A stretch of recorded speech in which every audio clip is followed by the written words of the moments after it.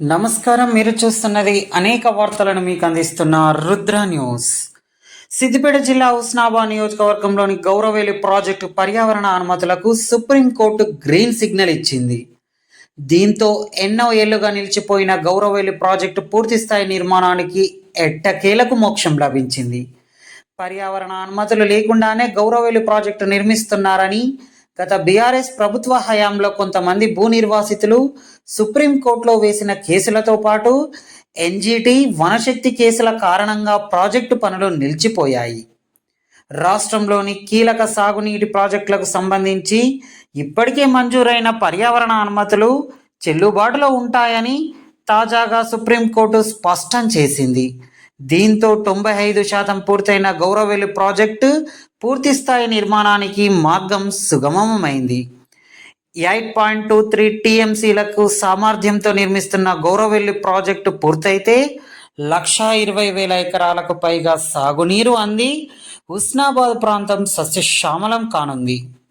ప్రాజెక్టుకు supreme court green signal ఇవ్వడంతో హుస్నాబాద్ పట్టణంలోని అంబేద్కర్ చౌరస్తాలో కాంగ్రెస్ నాయకులు టపాసులు కాల్చి సంబరాలు జరుపుకున్నారు.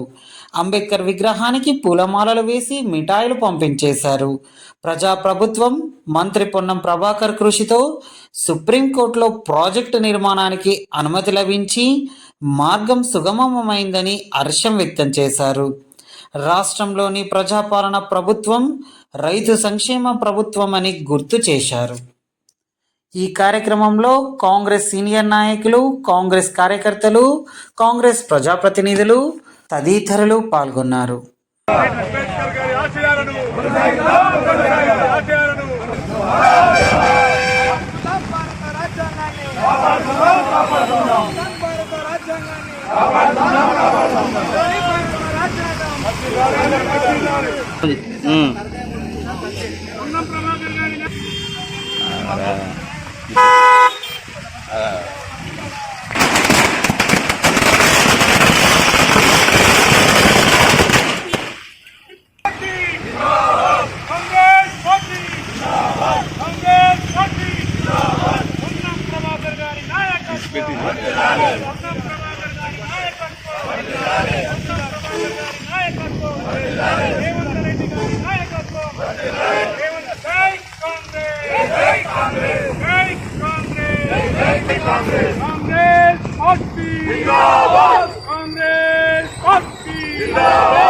వర్ధిల్లాలి ప్రజాపాలన ప్రభుత్వం, వర్ధిల్లాలి ప్రజాపాలన ప్రభుత్వం, వర్ధిల్లాలి ప్రజాపాలన ప్రభుత్వం. రైతన్న రాజ్యం, రాజ్యం, రైతన్న రాజ్యం, రైతన్న రాజ్యం. రేవంత్ రెడ్డి గారి నాయకత్వం, పొన్నం ప్రభాకర్ గారి నాయకత్వం, కాంగ్రెస్ పార్టీ, కాంగ్రెస్ పొన్నం ప్రభాకర్ నాయకత్వం, పొన్నం ప్రభాకర్ నాయకత్వం.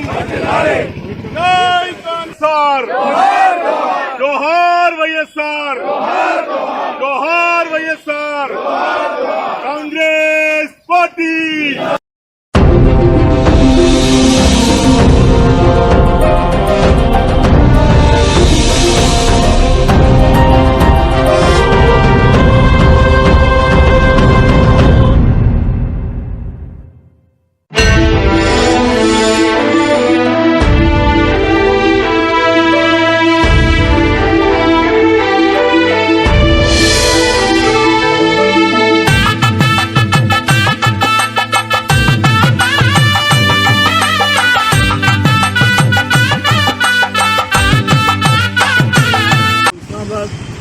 అంబేద్కర్ చౌరస్తాలో అంబేద్కర్ గారి విగ్రహం ముందు, భారత రాజ్యాంగ నిర్మాత గారి విగ్రహం ముందు మనం ఉన్నాం.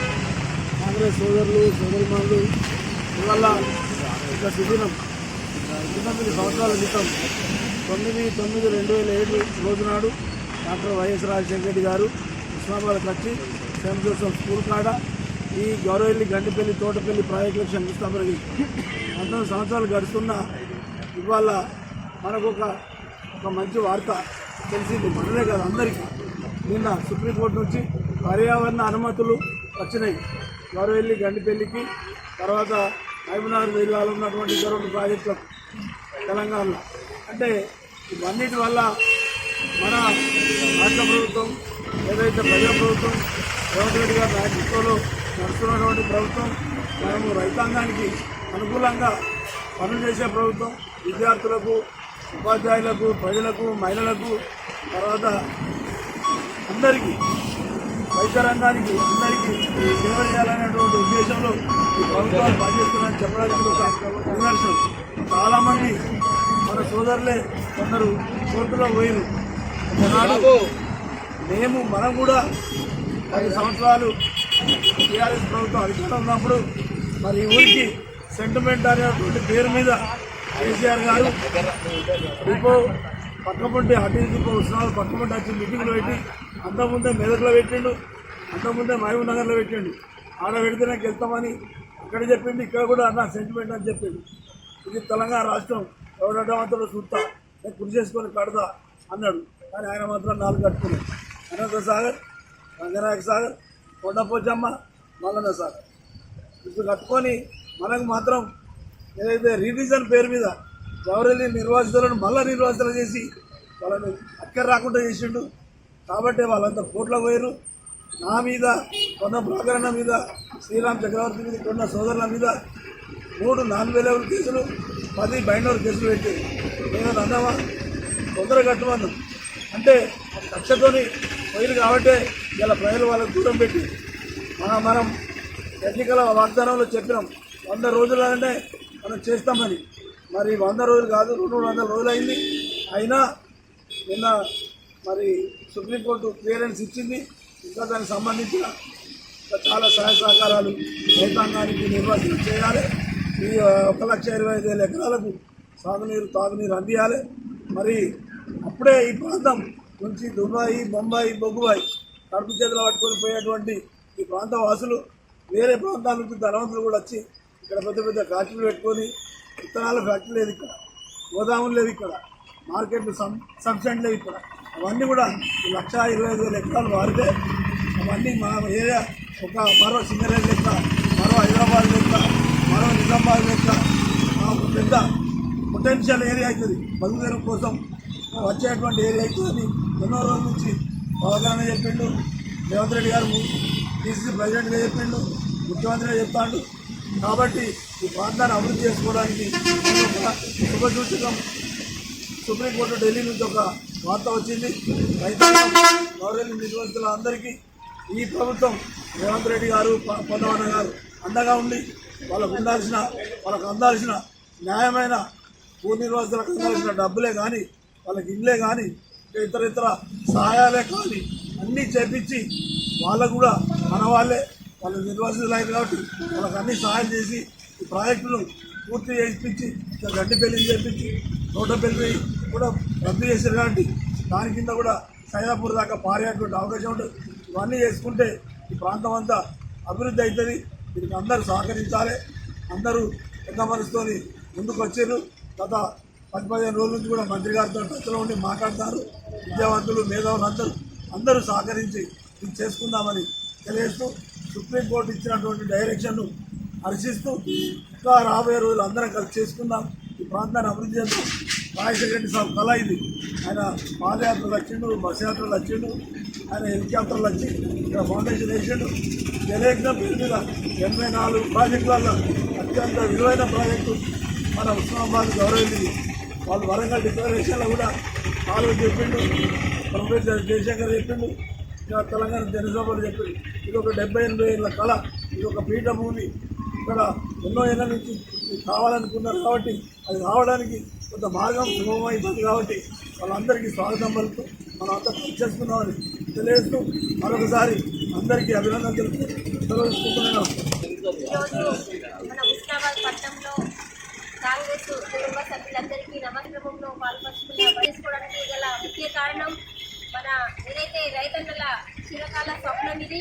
మన పట్టణ ప్రాంత ప్రజలందరికీ కూడా బిడ్డ ప్రాంతమైన మన ప్రజలందరూ రైతులకి ఏదైతే సాగునీరు కోసం ఆనాడు వైఎస్ రాజశేఖర రెడ్డి గారి చిరకాల స్వప్నం ఈరోజు మనము వచ్చేసిందని చెప్పుకోక తప్పదు. ఏదైతే పర్యావరణానికి సంబంధించి మనకి ఏదైతే నీళ్లు నింపడానికి గడ్డిపల్లి, గౌరవెల్లి ప్రాజెక్టు ఉండడం వల్ల మనకు మన హుస్నాబాద్ ఎల్లమ్మ చెరువునైతేనేమి, తర్వాత చుట్టుపక్కల ఉన్న చెరువులలో, కుంటలలో, అలాగే బావులలో నీళ్లు ఎక్కువ ఉండడం వల్ల రైతులకు చాలా మంచి దిగుబడి, పంట తీసి దిగుబడి వచ్చే అవకాశం ఉంటుంది. కాబట్టి రైతన్నలు కూడా చాలా సంతోషపడే అవకాశం ఉంది. ఇది ప్రజాపాలన ప్రగతి ప్రణాళికలో భాగంగా మనము వేస్తున్న మెట్లల్లో ఇదొక మెట్టు, మనకు చాలా గొప్పనైన మెట్టు. ఈ మెట్లు రావాలి ఎక్కాలంటే కనుక మన మంత్రివర్యులు పొన్నం ప్రభాకర్ వారి కృషి ఎంతో ఉంది. వారికి ధన్యవాదాలు తెలియజేస్తున్నాము. అట్లాగే మనకు సీఎం గారు, ఉత్తమ్ కుమార్ రెడ్డి సార్ గారు, తర్వాత మనకు ప్రతి ఒక్కరు అంటే ఎవరైతే మన ప్రజల కోసం ఆలోచించి ప్రజలకు అనుకూలమైన పథకాలతో పాటు ముఖ్యంగా సాగు చేయాలంటే నీరు అవసరమని చెప్పి గుర్తించడం అనేది జరిగింది. ఎన్నో పార్టీలు పోయినసారి టీఆర్ఎస్ పార్టీ ఏదైతే అనుకున్నాం ఎంతసేపు అప్పటి సీఎం గారు గుర్తు చేసుకొని కూర్చుండి నేను రిజర్వాయర్ నేను నింపుతాను అన్న మాటను మర్చిపోయారు. వారు మర్చిపోవడం వల్ల ఈరోజు మనము ఎంతో కృషి చేసి చాలా కేసులై చాలా ఇబ్బందులు పడ్డప్పటికీ ఈరోజు ఆ కళను మనకు నెరవేర్చడం అనేది జరిగింది. కాబట్టి ఈ ప్రజల పక్షాన మనందరం కూడా వారికి ప్రజలకు ధన్యవాదాలు తెలియజేస్తూ ఈ అవకాశం మన హుస్నాబాద్ పట్టణ ప్రజలందరం కూడా మన మంత్రి గారిని మర్చిపోకుండా కూడా ఈ సంబరాలను జరుపుకోవడం అనేది జరుగుతుంది. వర్షాన్ని కూడా లెక్క చేయకుండా మనము అందరం కూడా ఈ కృషితోని ఇలాగే మనం ముందుండి మన అన్నగారిని ఏదైతే పండుగ సంబరాలు జరుపుకోవడం ఆధ్వర్యంలో మరి గౌరవెల్లి రిజర్వ్ కు సంబంధించినటువంటి అంశం పైన అక్కడ నీళ్లు నింపాలన్నటువంటి ఆలోచనతో చేసినటువంటి కాంగ్రెస్ పార్టీ పెద్దలు ఆనాడు డాక్టర్ వైఎస్ రాజశేఖర రెడ్డి గారి హయాంలో ఇక్కడ ఈ డ్యామ్ నిర్మాణం చేపట్టడం జరిగింది. ఈ మధ్య కాలంలో మరి దాని మీద గ్రీన్ ట్రిబ్యునల్ కేసు వేసినటువంటి సందర్భాన్ని పురస్కరించుకొని నిన్న సుప్రీంకోర్టులో అటు తీర్పు చెల్లదని కేసును కొట్టివేసినటువంటి సందర్భంగా ఈ రోజు ఇక్కడ కార్యక్రమాన్ని నిర్వహించడం. సీతారామ ప్రాజెక్టు ఇంకొక ప్రాజెక్టు మూడింటికి పర్యావరణ అనుమతులు సుప్రీంకోర్టు చీఫ్ జస్టిస్ మరి ఇవ్వడం జరిగింది. దాని ద్వారా ఈ గౌరవెల్లి ప్రాజెక్టు చిరకాల వాంఛ, రైతుల కోరిక, తాగునీరు సాగునీరుకు ఆనాడు ఇందిరాగాంధీ కీర్తిశేష్ మాజీ ప్రధాని గారు జనగామలో మరి ప్రకటించి ఇవాళ నాడు దివంగత రాజశేఖర రెడ్డి గారు గౌరవెల్లి ప్రాజెక్టుకు శంకుస్థాపన చేసి ఇవాళ గౌరవెల్లి ప్రాజెక్టులో నీరు నింపడానికి మరి ఎల్లంపల్లి మిడిమానేరు ద్వారా గౌరవెల్లికి నింపడానికి మరి అనుమతులు వచ్చాయి. దీనికి మన రాష్ట్ర ముఖ్యమంత్రి రేవంత్ రెడ్డి గారు, ఆర్థిక శాఖ మంత్రి భట్టి గారు, భారీ నీటిపారుదల శాఖ మంత్రి ఉత్తమ్ కుమార్ రెడ్డి గారు, మన స్థానిక శాసనసభ్యులు, తర్వాత బీసీ వెల్ఫేర్ శాఖ మరియు రాష్ట్ర రవాణా శాఖ మంత్రులు రైతుల కోసం నిరంతరం మరి శ్రమించి మరి కాలువల కోసం 437 కోట్ల రూపాయలు మంజూరు చేసి ఇవాళ 1,24,000 ఎకరాలకు నీరు సాగునీరు అందించడానికి మరి ఎనలేని కృషి చేసి ఇవాళ ఈ ప్రాంత చిరకాల మరి రైతాంగంది ప్రజలది మరి నెరవేరిందని మరి వెంటనే మంత్రి గారు మరి ఈ ప్రాంతం మీద దృష్టి పెట్టి గౌరవెల్లి ప్రాజెక్టును తొందరగా రింపి సాగునీరు కానీ ఇబ్బంది లేకుండా చర్యలు తీసుకోవాలని మరి మనసాల కొరకు ఈ అవకాశం ఇచ్చాం. మన మున్సిపల్ చైర్పర్సన్, మండల అధ్యక్షులు, టౌన్ అధ్యక్షులు నిన్న మనం ఏదైతే సుప్రీంకోర్టులో మన గౌరవెల్లి ప్రాజెక్టును కేసును కొట్టివేసినది అది మనకు ఫౌండేషన్ 2007 సంవత్సరంలో వైఎస్ రాజశేఖర రెడ్డి ఉన్నప్పుడు ఫౌండేషన్ వేయడం జరిగింది. ఆ రోజు మనకు హుస్నాబాద్కు పాదయాత్రలో గౌరవెల్లి గడిపెల్లి ప్రాజెక్టు ఇక్కడ వాటర్ లేవని ఆ రోజు రాజశేఖర రెడ్డి ఫౌండేషన్ వేసి వాటికి 14 సంవత్సరాలు అవుతుంది.